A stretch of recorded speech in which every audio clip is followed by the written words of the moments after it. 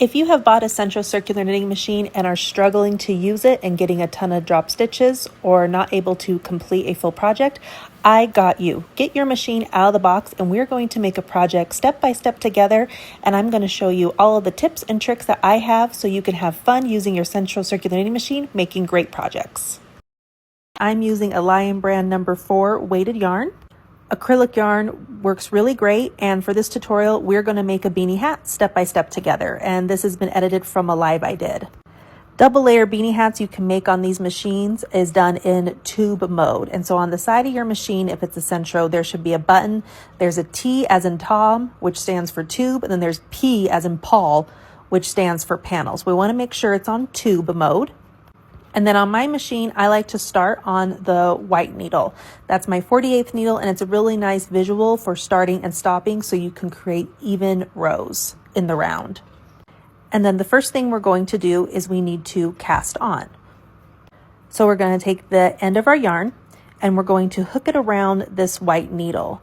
Every needle looks like a hook from the side, and so we want the yarn to hook underneath it so it stays on. The cast on is like a foundation chain if you crochet, and this is what's going to lock our stitches into place. So we hook under our first needle and then we go over the top of the second needle or the number 1 needle. And then we go under and then over and under and over. And this is what we do every other one, under and over, every time around. And the ones that go under, you want to make sure that yarn is getting hooked. And you don't want it to be overly tight, and you don't want it to be too loose either. So it's just touching the front or the back side of the needles. And we just do this one time around until you get back to your starting needle. And I'm cranking with my right hand, I'm cranking forward. As I'm doing this, it's just off screen so you get a better view of what it looks like for the cast on. And then with my left hand, I'm casting on the yarn.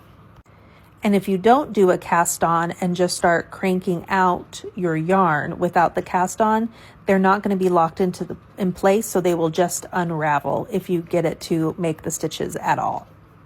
So once we're back around to our white needle, we're going to stop it here. And so here's our white needle. And now we're going to put it into the yarn holder, which is right in front. And it kind of looks like a little tongue or something. And then I'm going to zero out my row counter because the cast on does not count as a row. So to start our first row, we're going to go right in front of that white needle on the right side, and we want to make sure it's seated all the way down the yarn into the yarn holder from the very front all the way through the back. If it goes off to the side at all and is not seated down all the way into the front of the yarn holder, the needles cannot catch the yarn and then you are going to get drop stitches. So it needs to go all the way down in front. And this is something really good to remember and to check when you have to add like a second or third yarn skein, if you're making a scarf or a bedspread or a blanket or something like that, or if you're changing color. If it looks like this, you're going to get a drop stitch. See how it's off to the side? It's not far enough in for the needles to catch, so it has to be all the way down in front like this. Next, we want to put it into the tension bar. There's 3 holes. There is the large, medium, and small. And so this is a number 4 weighted yarn. I usually put it in the middle hole, but I just don't rely on this tension bar by itself. I use it more just to kind of guide my yarn, and then with my left hand, I use that for tension and to guide my yarn up and into the machine. Not only does this help with tension, it helps it with tuck stitches. The thicker the yarn, I find the more tension it needs, and I am not holding on to this extremely tight. It's just enough to give a little bit of pull for the yarn.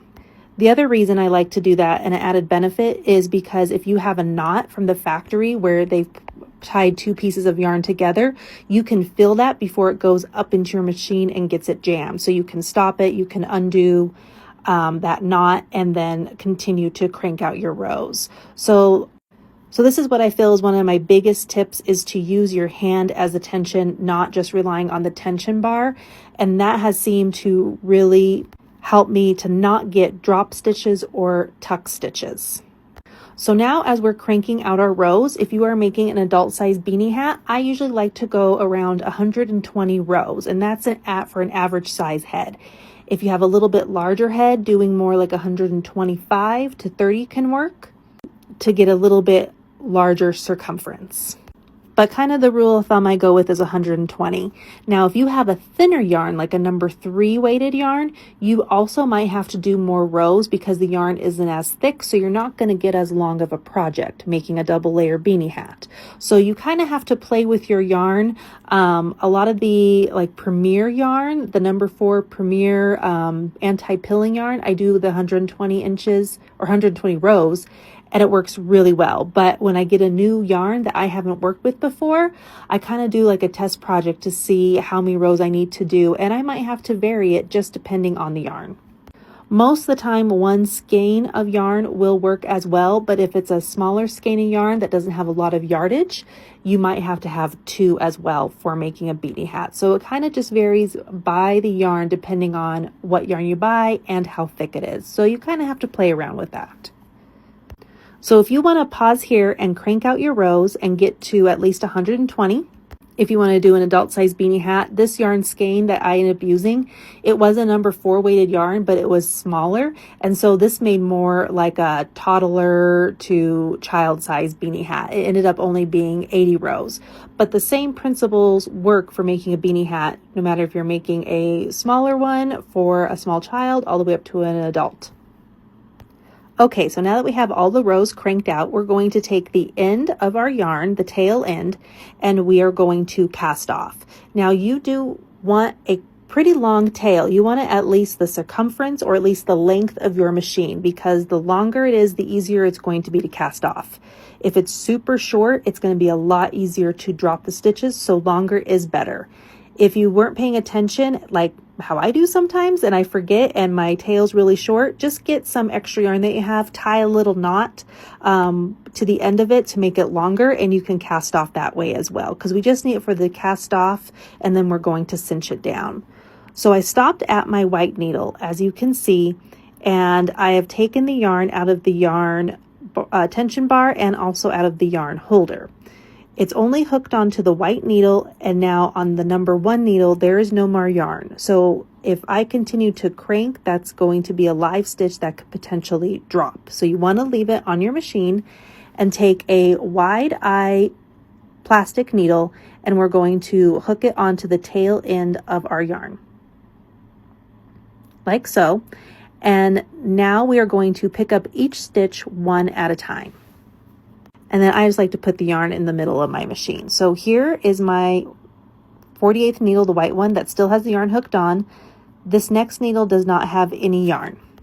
So I zoomed in, and as we crank forward, the needle goes down, and you see those 2 little pegs that has 1 loop of yarn over it. That's our stitch that we are going to pick up with our needle. And I like to use my left hand, and I like to do it on the right side of the machine. I pick up the stitches one by one, because the needle that's next to this one, it's still up and it's still holding on that yarn. So it's a lot harder for me to get a drop stitch and have to fix that. And then we're just going to pull our yarn through, and then we go to the next needle and we do the same thing. And I go stitch by stitch picking them up. Some will do multiple, but I find I could accidentally drop a stitch, and then that takes longer for me to fix it. So I do it this way because it just prevents me, hopefully, from not having to fix a drop stitch. I also don't pull too far back because you don't want the loop to fly off those 2 little pegs, because that's a live stitch and it will drop as well. So I just zoom back out a little bit so you can see how that looks a little bit further back, picking up each stitch one at a time until all the fabric is off of your machine. And so this is how we're going to make a beanie hat, and this is how you create that drawstring or cinching effect for our double layer beanie hat. So pause here and you can remove all of your stitches one by one off your machine, and I will meet you back to put the beanie hat together. And so here we are at the end. I just have my last 3 needles that I'm going to remove the stitches from, and the last one will be my white needle. Once your fabric is off of the machine, we can move the machine out of the way. We're not going to need that anymore. So here is our fabric that we had, and we are going to make a double layer beanie hat. So you have the top part of your tube, and then you also have the bottom part of your tube. And we can remove the needle. We don't need that for right now. And we are going to take the tube. I put my arm in it so I can have my hand up at the top. So we have the top and the bottom part of our tube. Put your hand through, hold on to the top part of the tube, and pull the top part of the tube down to the bottom part of the tube so both ends of the tube line up together. Now that both ends are together, the top part where the two ends of the tube come together, this is going to be the top of your beanie hat that you are going to cinch close, and then this is going to be the bottom part of your beanie hat. So find the tail ends of the yarn for both the bottom and top part of the tube, and then we are going to take each one. You can do them both together, but I'll show one at a time how we cinch it closed by just pulling on it. And so it's just like a drawstring. We're going to pull it so it comes together as like a circle, and the fabric might kind of want to curl in, so you just need to kind of fold out those stitches a little bit so they line up nicely, and cinch one close. So that's one side. And then we're going to take the other tail end of the yarn. And so you can see here's what it looks like. There's it cinched together. And then now take the second layer, find the tail end of it, and we're going to cinch him closed as well. And again, just kind of working the fabric if you need to make sure it folds in right and lays down nicely together. So that just takes a little bit just to kind of work the stitches around to get them to lay flat, and then finish cinching it closed like so. So now what we want to do is take both tail ends from the inside and outside layer, and I like to put a knot, and that just keeps the inside layer up and tight against the outside layer at the top of your beanie hat. And so I just put in a few knots, which are pretty straightforward. If you have more of a delicate yarn, just don't pull too hard, because you can break your yarn that way if you pull it too tightly. So just enough to get it to close, and I tie them a few times just to secure them. Now my ends are pretty long, so I'm just going to cut them a little bit short and at the same length, just so they're a little bit easier to work with. And now what we want to do is to secure this part that we cinched close. And the one thing my grandma taught me, well, she taught me a lot of things, but one of the things my grandma taught me when crocheting a beanie hat, and same goes with this hat, is if we don't sew this back and forth together up at the top a little bit to keep it closed tightly, after the beanie's been worn and washed and stuff, that hole can open up again. So we want to keep it tight and cinched closed. So we just take our same needle again, and we're going to use the tail ends of our yarn, and we're going to just sew it back and forth with our needle. And I'm trying to go through both layers back and forth, and this is just going to keep it tight and secure, and also so our project doesn't unravel, because we went through all this effort. We don't want it to unravel. So I'm going to do this on the outside, and then I'm going to also do this on the inside as well. And I probably sew back and forth maybe between 6 to 10 times, just depends kind of on my mood and how much yarn I have left over and how much I have to secure it. And then I'm going to do the same thing on the inside. I just take the needle and I stab it down through the middle of the hat, all the way through to the inside, pull those yarns through to the other side, and then again we're going to sew back and forth between like that 5 and 10 times to secure everything down together. And as I do that, I try to get both layers. Okay, and now that I sewed it back and forth a few times, I'm going to take both of those ends again, and we are going to knot them down again. I probably do about 4 knots again just to secure everything one more time. And lastly, the best part about a double layer beanie hat is you have 2 layers, so we can hide those little ends in between those 2 layers. So since there's 2, take that needle again with the ends of your yarn and just put it in between the 2 layers so it doesn't go through to the inside. So you kind of just have to fill around a bit and then have it pull out through any part of the hat that you want. Pull them completely through and then pull on those ends kind of tightly. Take your scissors, cut off any excess, and then the little ends will just hide right in between there. And your hat is complete. You did it, guys. You have made your first beanie hat on your 48 needle circular knitting machine. And this one's a double layer, so it can be worn either way. And I really hope that you enjoyed this tutorial. If you notice that your stitches don't look as even, if some look a little bit loose, some look a little bit tighter, work on tension. Of course, everything takes practice, and also can be how fast you're cranking your machine. You might need to go a little slower or a little faster. But now you can just play with your machine and make beanie hats and continue practicing to make it. So please hit that like and follow and subscribe button for more free tutorials, and happy crafting, everyone.